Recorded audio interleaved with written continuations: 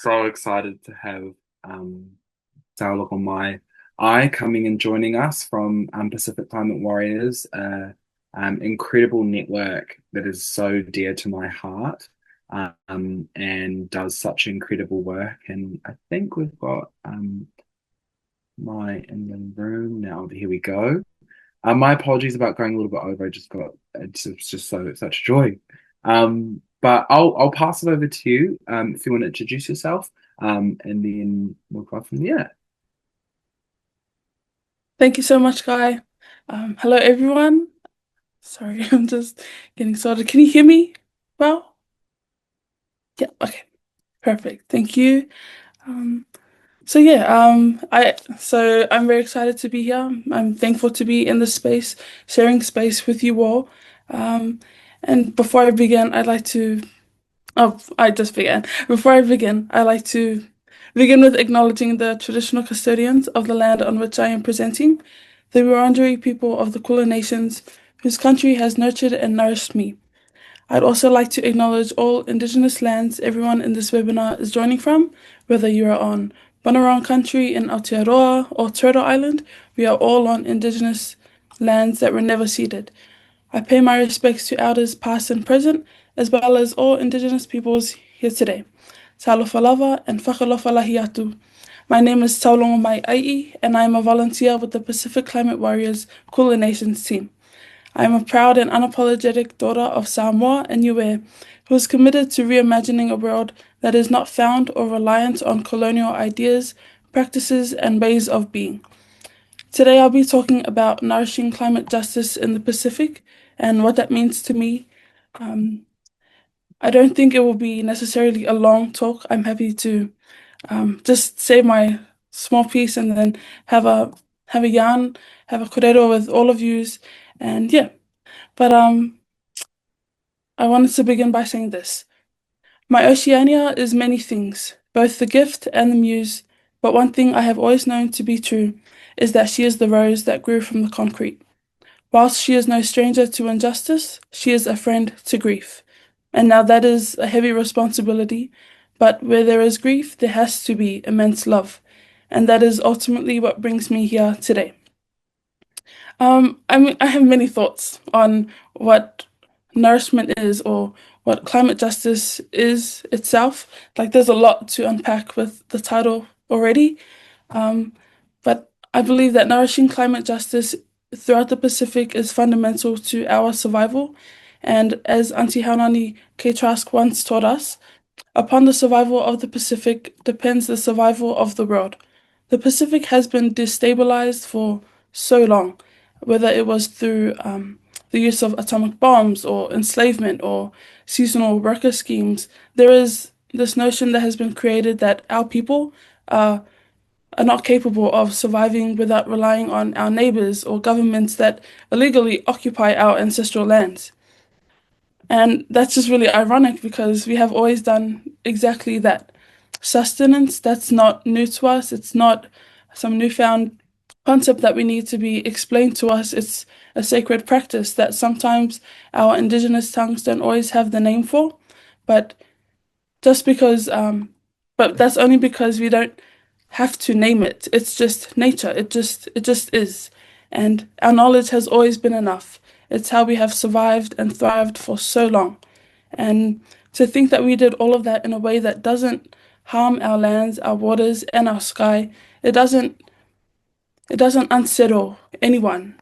We do what we can with what we have, and that has always been beautiful, and that's one of our our biggest strengths. Nourishing climate justice includes changing the small things, the big things, and everything in between. It requires interrogation, and as Indigenous peoples, we have the right to have those reservations. We have every right to interrogate the systems that were forced upon us and systems that frankly no longer work for us anymore. Our relationship with food and all the systems behind it is just one example. My people have always taken what they need from the earth, never more, just enough. We are naturally farmers who source our needs from the earth itself. From our plantations to the Pacific Ocean, food sustains us, and but I think the thing we always forget is that we have to sustain the processes that create that food. And those processes are long, they're very long. It's hard work, it's hard labor. It doesn't just, we can't just go to the store and just, buy. We we enjoy that long process. It allows the community um, to be fostered. It's everything. It's essentially who we are. And with those processes being, in the face of colonial and settler violence, our islands have remained quite faithful to our traditional ways of making food. We know that it takes a village to create everything, the magic that happens in with our umus and in our kitchens. Yeah, it requires a village, and we happily do that. But also, our villages benefit from the communal practice of making, serving, and eating food. Recently, well, not recently, since they first came to our shores, colonial ideas and practices, they threaten these systems that we are familiar with, as if it isn't enough to take our children for numbers to strengthen their armies, as if it isn't enough to take our men to do the work they aren't willing to do, pick the fruit they aren't willing to pick, and everything else that our men do. And I wanted to say, and might be controversial, but when we, when our people leave our islands to go and make money that they are promised to help their families back home, that's, as helpful as it has been, it is also very, very problematic because that leaves our islands with very little labor. And so, yeah, that's another issue in itself, but they're all interconnected. So, yeah, but yeah, like, so they do all of this, and then they have the nerve to question us and question where our loyalties lie. Colonialism has infiltrated our plantations, our streets, our waterways, and we are in dire need of systemic change. We need less reliance on exported goods from outside and more investments into our people whose knowledge grows more and more every day. That kind of knowledge that they have, that's not something that can be taught. It's just how we are. The production of food in our islands is vital, but it's also very competitive. It has created an environment that ultimately divides our people, and unknowingly at that. You have families from different villages in the front in the front of their homes, just waiting, just hoping for cars to pass by and choose them to take their taros, take their coconuts. Um, it's very it's it's very respected. It's respected work because it is hard work, but it's also created animosity, and yeah. I wanted to say, I'm so sorry, I'm a bit nervous, but I also wanted to say that the current state of the climate crisis has also heavily impacted our people and the relationship that they share with our food. The change of weather patterns fosters distrust from the people to the earth.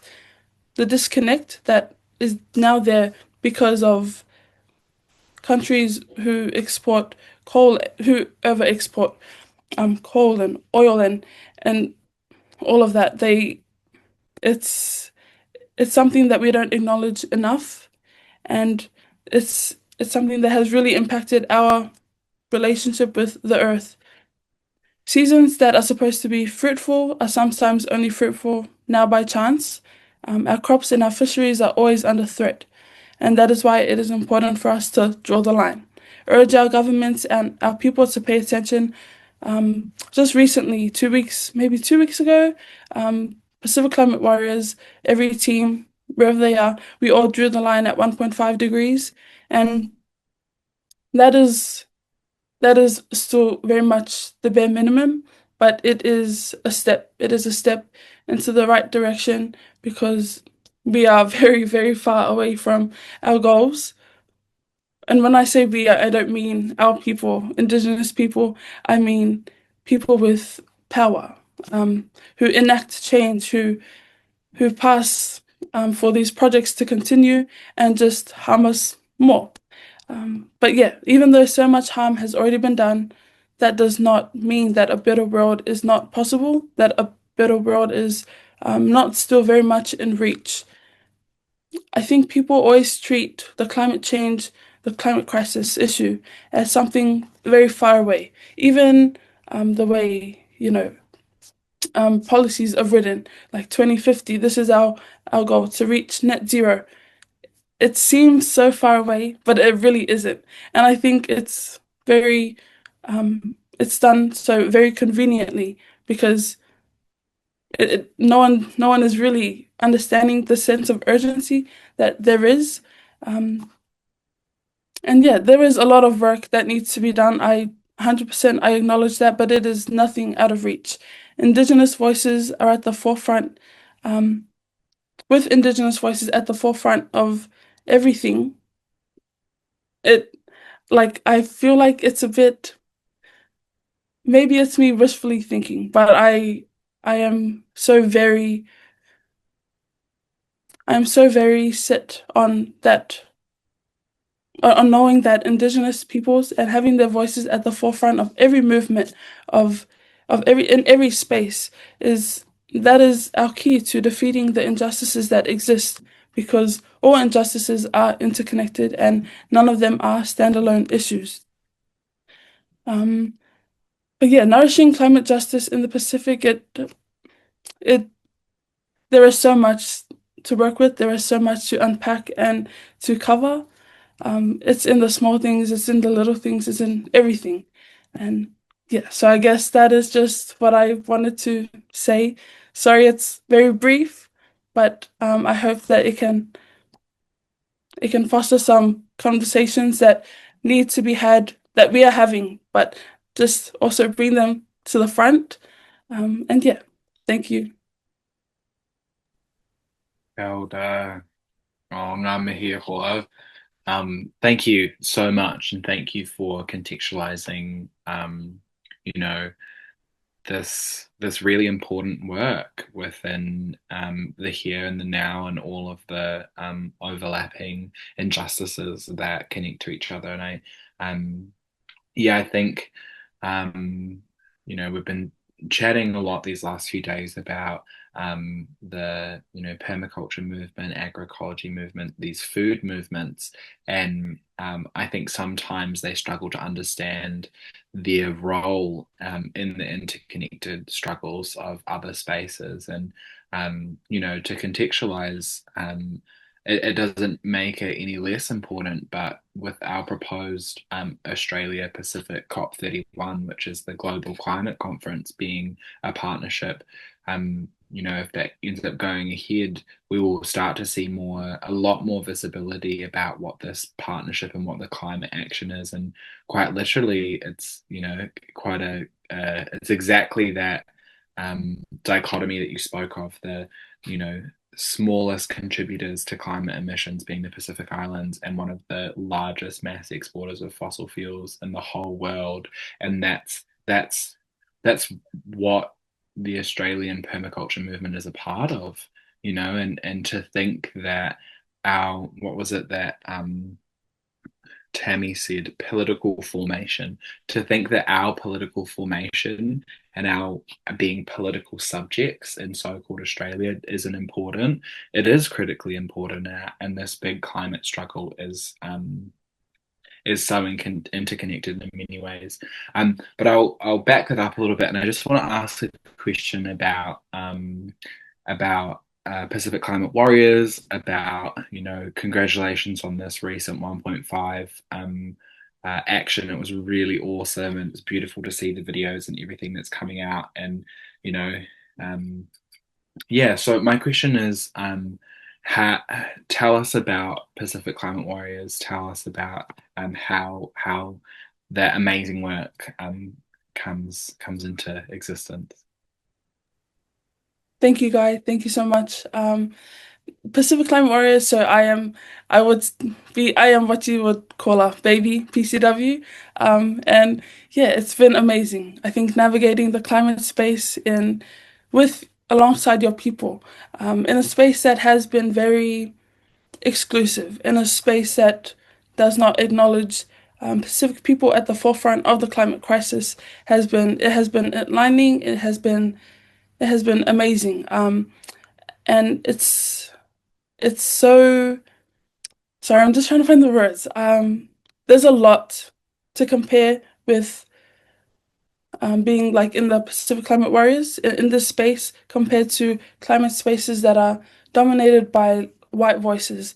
And I think the main thing that I immediately picked up on is it our work is it stems from love. It's there's definitely that urgency. I mean, the panic is still very much there, but the love has to drive that kind of work because if not, we end up burnt out, we end up tired, we end up feeling deflated. And I guess the climate space in a more Western lens, it's very no, I'm trying to remember the word, but it's very like not violent, but it's very angry. And anger is good. Anger gets work done. You know, anger is just as important, but it's not sustainable. And I think one of the key pillars of the Pacific Climate Warriors, the framework and the way that we operate, it's we don't just lean on the strength of our youth or the current warriors. We acknowledge that there have been past warriors who have spoken life into this work and who started it all. And so yeah, and we don't necessarily see our elders as having outdated information. All information, all ages, all opinions, they do matter. And yeah, so Pacific Climate Warriors, we heavily lean on the path that our ancestors and past Pacific Climate Warriors have already laid out for us. There's this Brianna Fruin. She talks of this canoe imagery, and at the start of the canoe, you will have your elders, and then at the back of your canoe, you have the youth, which is like, you know, the people who are actioning the work, but the elders, you need them. And that's something that white, um, predominantly white climate groups and spaces, they don't necessarily prioritize. So yeah, that's something that Pacific Climate Warriors has really embedded within me, that this work, the freeing of all of us, liberation beyond climate justice, you cannot possibly do that alone. No one group can do that. Yes, the youth is absolutely amazing. We mobilize, and there is so much power, there's so much potential as well. But it's not always a bad thing to look to our elders and look to history because that literally allows us to navigate where we do end up taking our waka. Sorry, I Wow, just rambled. So I think I answered your question, hopefully. But amazing, amazing. Um, and I also want to, yeah, thank you for everything that you've said. It's yeah, I think the climate movement is really is so lucky and blessed that the Pacific exists. And I think I really want to acknowledge globally how lucky we are to be in proximity with the Pacific, from just a global climate perspective. And to put that into context, a lot of people might have heard of the Paris Agreement, this big leading climate, you know, um, agreement, and actually it's only called the Paris Agreement because it was made in Paris. It wasn't because of Paris that it was made. It was actually because of the Pacific Islands that held up global negotiations to ensure that this policy was made. And the Pacific continues to lead the world in climate policy, in climate action, and climate innovation in every single way. And it is because of exactly what you said, Maya. It's because it comes from heart, it comes from culture, and it comes from that ongoing fighting and resistance. And I think, you know, just to contextualize it again within the permaculture movement, where everyone talks about, act local, think global, like sometimes this critical food work doesn't look like critical food work. The biggest threat is the fossil fuels, and our biggest solution and our consistently outperforming group in this space is actually Pacific Climate Warriors, if you look at a lot of it. So just want to say a huge thanks to that, and also speak to the brilliance of what you were saying about the how PCW does it differently to different climate movements. And maybe I'll pass over to you to share a little bit more about how is it different? Why is the Pacific so good at that, and what is that organizing model that just makes it so much more effective? Thank you. To the how, I would say we recognize from the very start, from when people first join Pacific Climate Warriors, that it is a community. It is a community approach, and only then can we really achieve anything. We can't do anything on our own, and again, it comes back to there's a framework we have, and it comes back to training, I guess, and having our more the giants of the climate movement, who we are very lucky to have within as Pacific Climate Warriors, having them train upcoming warriors, baby warriors, and and not they don't hold back. It's very it is very there's so much comfort already, like maybe in your first meeting, but you are home. You know you are home. People that look like you, people who are there for the same reason, and it's not necessarily a talk down approach. It's very there's a lot of communication. They make they make it easier for people to understand, and that's actually something I didn't say before. But Pacific Climate Warriors, they take knowledge and information that is held at like COP and in different forums, and they bring it back to our people, and they communicate it and teach it to us in a way that is easier to understand. And that is something that's a very big flaw in the climate movement. The language that is used, the technical, the science language, it's like I understand why it's used.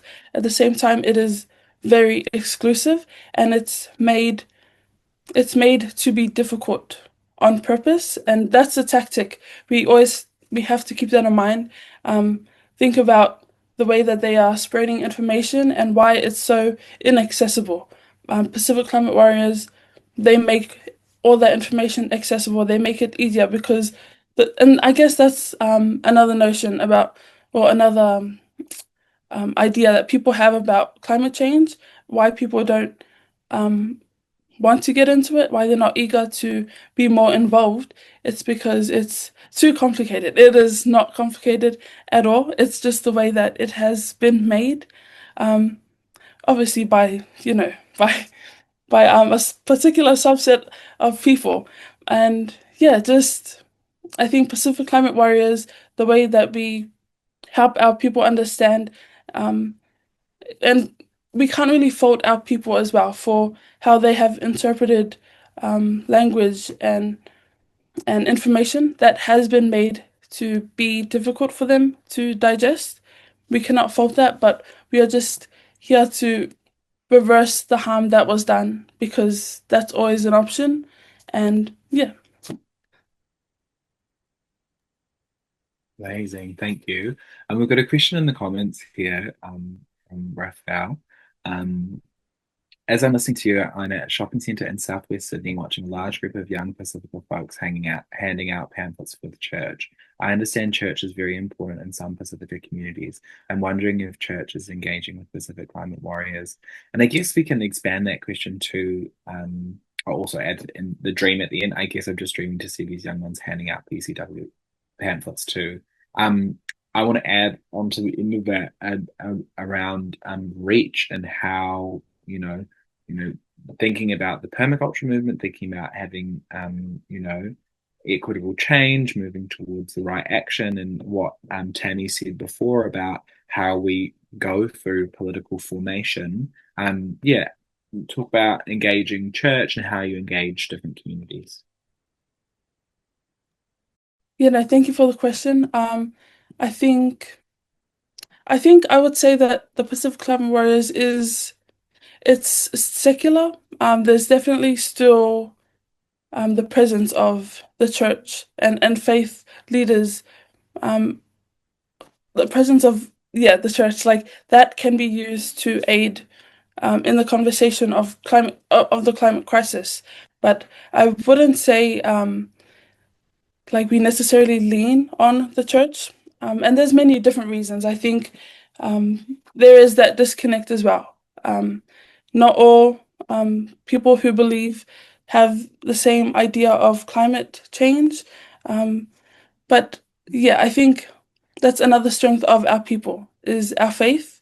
And some people have used our faith to weaponize. They weaponize our faith or their faith, I guess. I'm so sorry, it's very muddled up, but if you get the drift, I hope you do. But yeah, some people do weaponize God and whoever they believe in to just validate the harmful ways and colonial ideas and practices that they just continue to they continue to keep alive. But I think a lot of people also use our faith in a way that just becomes an extension to the greatness, to the great work that Pacific Climate Warriors is already doing. I think it's very sorry, yeah, the question has me a little bit stumped. I absolutely understand the question, but like I'm not trying to, I guess, just like give a generic answer, but I really do think it can go both ways. And the presence of the church isn't something that it shouldn't be something that we find intimidating or learning that the church is involved with the Pacific Climate Warriors. It shouldn't be that way. But I understand why it is that way. And that all comes down to settler violence. And so yeah, there's a lot to unpack. But sorry, can I just have a look? I'll just have a quick look at the question one more time. Um, but yeah, I think that I mean, and that's just like working with the Pacific Climate Warriors, but I think that the church could definitely engage a lot more with the work that PCW is doing because our people, church is very important within our Pacific communities. So that is another avenue to get that information out, the information that we need to mobilize our people to get them on board. It's not, I don't think that people's ignorance is because of them just not wanting to know. It's just them not knowing. It comes back to that issue of accessibility. And yeah, but I definitely think that there could be much more engagement to strengthen the work that PCWs is doing and overall the climate crisis movement. Thank you. And I think, another theme that's been coming through quite a lot has been reciprocity, and how reciprocity looks immediately in relationship and how it looks over a long-term scale. And one thing that comes to mind when I'm saying that is actually, so-called Australia has a lot. Oh, it has a lot in reciprocity owed to the Pacific, and it's specifically for the food systems. Thinking back to the blackbirding slave trade that displaced so many Pacific Islanders, for the sugarcane industry in Australia, which established so many economies and also established the current blueprint, or the blueprints for the current food policy that we have, particularly around employment standards, and the reason why they have these ridiculous visa workers is literally cut and paste from that sugarcane blackbirding plantation. And so the structure of our food system, all this work here is in dire need of reciprocity back to what actually propped it up, along with the subjugated Aboriginal and Torres Strait Islanders in this process. But sort of just to go back into reciprocity, moving forward, what does reciprocity look like for you in these spaces, both with non-Pacific Islanders and the movement as well? What does support look like? What does reciprocity look like? How is that moving forward? Personally, I think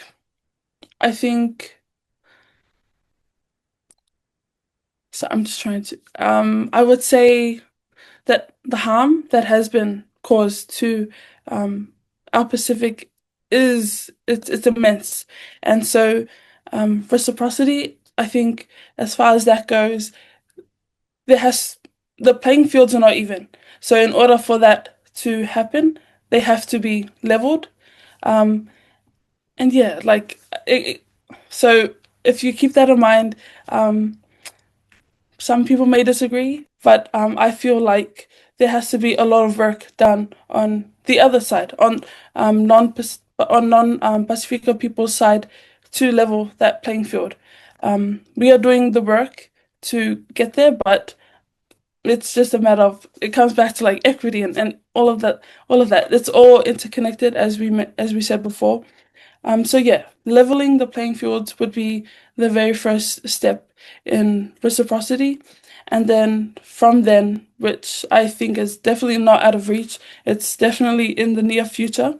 From then, I would hope that Pasifika voices would be put at the forefront. At every march, in every classroom that climate change is spoken about, we have to be there, not just present, but a very large, make it a very large presence. And that's the only way I think that, I guess that's, having that support is what will also sustain us. Um, and yeah, it's very like easy. It's very simple-minded kind of concepts on how we achieve this and that. But sometimes it is just that simple. And it's only made to be perceived as not that simple because of, hello again, colonial ideas and practices. And so yeah, definitely level that playing field. That's priority. And then listen, just listen and allow us to take space. Um, yeah, I would say that's definitely a starting point.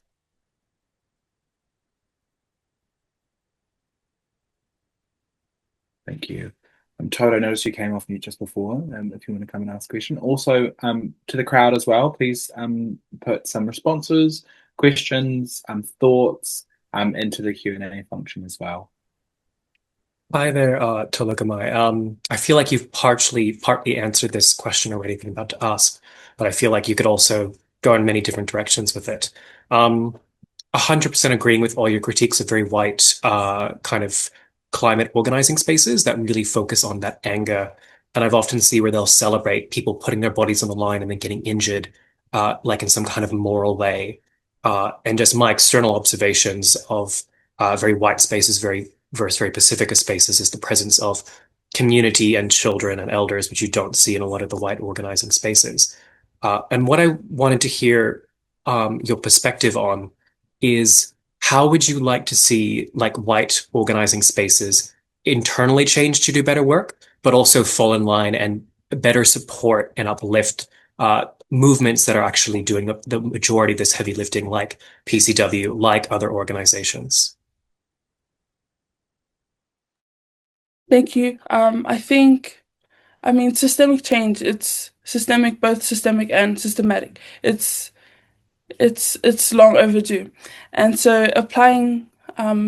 just applying indigenous practices, ideas, frameworks, wherever in every single organization, that would be very key. I also understand that that can be a bit problematic. Just the integration of it all. Um, when the integration of it all, it becomes problematic because it is still very much not grounded in indigenous work. And yeah, I guess that is another issue of its own.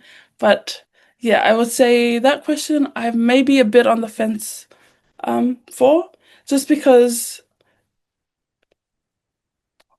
like predominantly white organizations, can they are still inherently white, and that will always be at the core of the organization. So I think there's definitely a lot of space to talk more about that.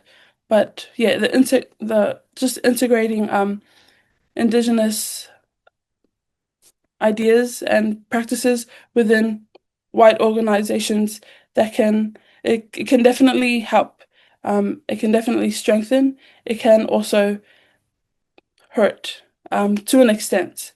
But I think positive vibes only, uplifting words only, and I think that it could. I okay, never mind. I'm not on the fence. No, I definitely think that just doing that is sometimes. I think that's more than enough.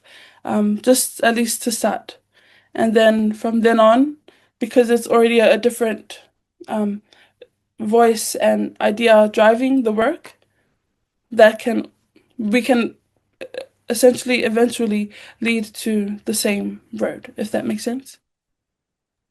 Absolutely. Thank you. And absolutely hear you on that critique of how do you uh, move, like integrate First Nations ways of beings without stealing, co-opting, and making sure it's reciprocal and in right relationship, not just a gloss so that you can get more funding.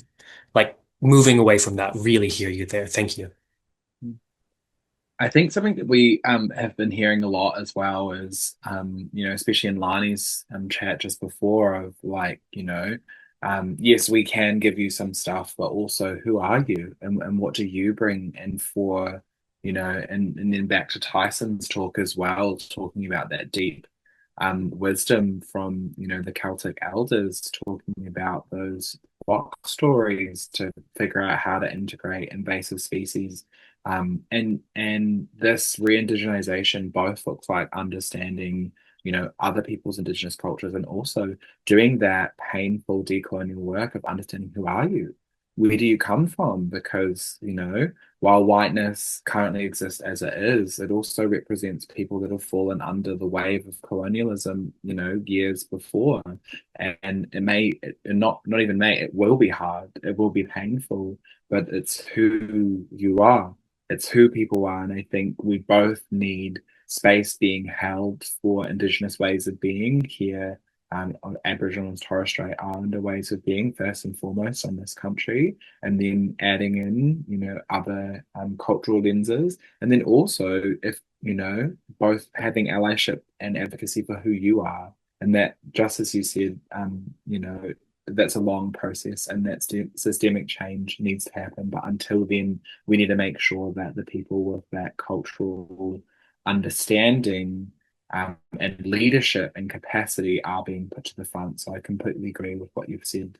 My next question is around what's happening next at PCW. You've just had this really successful actions all across the world with so many, warriors and in different continents, different contexts, advocating and I also know that PCW does rest really well in between these actions to do capacity building. So yeah, what's happening next? As for what's next, rest. Yeah, our team has, yeah, no, our team has been out of contact for a bit. It takes so much it takes so much effort and time to pull off an event like Draw the Line, which was just a few weeks ago, but it's already felt like it was a while ago. But it did take months of planning, of work, especially in like the crunch time. It can be it can be a lot. But that's the price of a better world. That's the price of community, inconvenience. And yeah, so there's still beauty in that, but rest is definitely um, what we will be doing for the foreseeable future. But yeah, I mean, that advocacy, it doesn't just stop in between. It that exists in people reposting things and sharing things on your story that advocate, that teach and teach and teach, and always be committed to learning, whether we are in the preparation of an event or not, and being teachable. That like you can't, it's very, yeah, like I said before, it's not necessarily rocket science. It's just human. Um, so yeah, so that's when don't have a an exact event planned as of right now, but that work doesn't stop. And when we are resting from that work, we have the capacity to put our attention to other injustices that are currently happening, genocides. And that's something that hasn't stopped. And we are creeping upon the 2-year anniversary of the October 7 attack, but we we always have the capacity to care about a lot more than just one issue. So yeah, we in the meantime we will be showing up for Palestine and showing up for Congo and Sudan and all the injustices that you know that exist as a result of colonial ideas and practices. And pay attention to what's in your backyard, in so-called Australia. Look out for First Nations people. So yeah, so rest and pay attention to everything else going around you because we always have the capacity to care for more than just one thing. Beautiful. Yeah, what really comes up to me that is solidarity, and I think that's also something that is deeply built into how Pacific Climate Warriors operates. And sometimes I don't know if white organizations or white movements are as outwardly focused as they could be. And so, can I hear your thoughts around, how do you position yourself and how does PCW position themselves around fights of others in different spaces and what does that look like? And, obviously you're here in this, talking in this context, in this movement, and that's a sign of what that solidarity is. But paint a picture of how that's built into how the community operates. Um, for Pacific Climate Warriors, I would say it's not something that has to be said. I think it's something that is already understood. If you cannot possibly care about one injustice and turn a blind eye to all the millions of other injustices going on around you, in your local community, overseas. You just can't. And if that is what you're doing, I'm so sorry, but you're doing it wrong. Um, so yeah, I would say that for Pacific Climate Warriors, that's something that's just understood. It's Indigenous solidarity without needing to be said. But personally, I would say um, that there are many things unsaid that are just understood. But in this political climate that we are living in and that we are seeing, saying things is very, very important. Um, for me, I know I am unapologetically, free Palestine, free every single indigenous country that has been harmed at all, illegally occupied, that is just suffering. I'm very unapologetic about all the things, and I understand it can be it's very heavy work. It's so important. It's so important because I would never want to not care as much as I do. Like I said before, we have the capacity. You just have to make time, make room in your life to care enough for everything going on, take the rest when you need it, and then we get back up and we go again. That's, yeah. Can I also add to the end of that, hearing you say all these things, it's like cultural norms. It's just a reality. It's where you operate, and to shine a light on perhaps some ways of being or some movements that haven't normalized that. Can you talk about like what does that look like every day? What does it look like in the how do you show up, and what are the forms of showing up? That you understand and practice in solidarity? It starts from home. It starts from your home. And I think, um, how do I word this?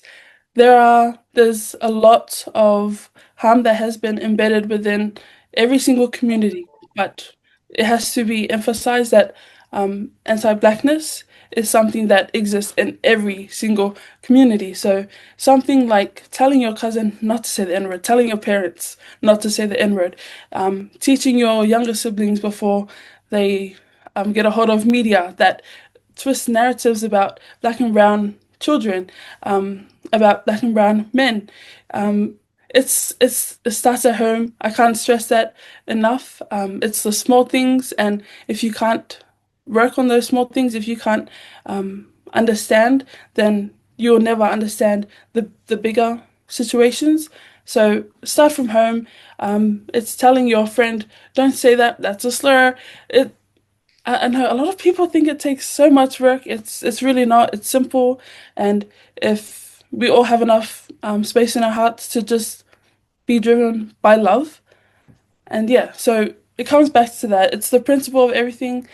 Um, don't be silent. Don't be silent. It's one thing to be silent, like on social media, and just refuse to like post anything. Another thing, a totally separate thing, to be silent in real life. So if you apply that in real life, then you should be okay. And now I have forgotten the original question, and I think I went off topic. But yeah. Thank you so much. And I just wanted to read out some of the comments in the chat is the wrong word. It's technically the Q&A section, but Ras said, thank you so much. I've been following PCW on Instagram since the launch. Hearing you speak truth to power is inspiring. Aaron said, thank you. Manu said, such strength and deeply skilled, inspirational work. Pacific Climate Warriors, big congrats. Just wanted to share that with you. So, one of the things that we've been asking everyone from our first speaker, Dr. Jessica Hutchings, who's an incredible Māori, who are paralegal practitioner, which is like an organics and zero waste, incredible framework relating to land and Indigenous methodology. And she prompted us based off of a thought leader who's since passed, Moana Jackson in Aotearoa, who said that we have to act as if, and it's really just as if, and then you add in, how do we need to act as if when arriving to this work? How do you posture yourself, and as the smallest contributors to climate change, experiencing the immediate and most dramatic displacement from it, the hope is off the charts. So I'm very interested in what that as if is and how you approach that. So that I would say we absolutely have to act as if the world that we imagine is possible. I think a lot of us are crippled by the anxiety and the fear and the panic that exists, understandably so. I 100% understand. It's always in the back of your mind, but you can't operate having that as your main idea. Dream big, dream like absolutely big, like as if the white man never came to our islands. That is something that, yeah, I would just say, like, yeah, act as if anything is possible. I think that's the one thing that I will always stress to anyone, and that applies to contexts like, dream big, like don't be limited to what your teacher says you can do, and then dream big for our world. Well done. We've just got Lani put into the chat. Big loves to Pacific Climate Warriors. Heart, big source of hope and inspiration. Absolutely. A huge tool, huge support of that. Thank you so much for coming along, and I urge everyone to follow Pacific Climate Warriors on all socials, to take a look at the websites and the campaigns, and yeah, to really value the leadership as a source of information.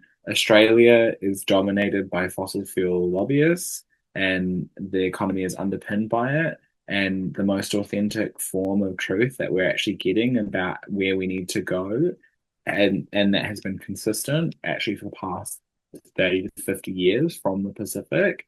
I highly recommend you tap into how those approaches have been taken and use them in our toolkit of political liberation and how we can find space for solidarity. And if you're having events such as these, if you're a teacher or if you have platform, I urge you to find a way to reciprocate value to PCJ, because it's a lot of work. It's holding the whole planet to account. Well done.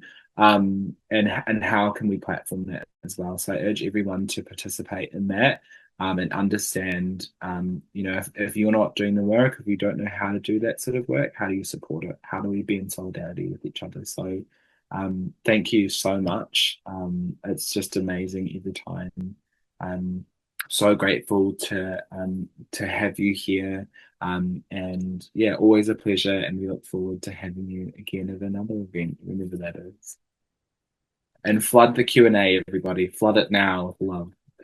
Thank you all. Thank you to the Permaculture team, Guy, Toad, and Sticks. Thank you all so much for the space, for the opportunity. I hope everyone kind of understood what I was trying to get across. But no, yeah, thank you all, and take care.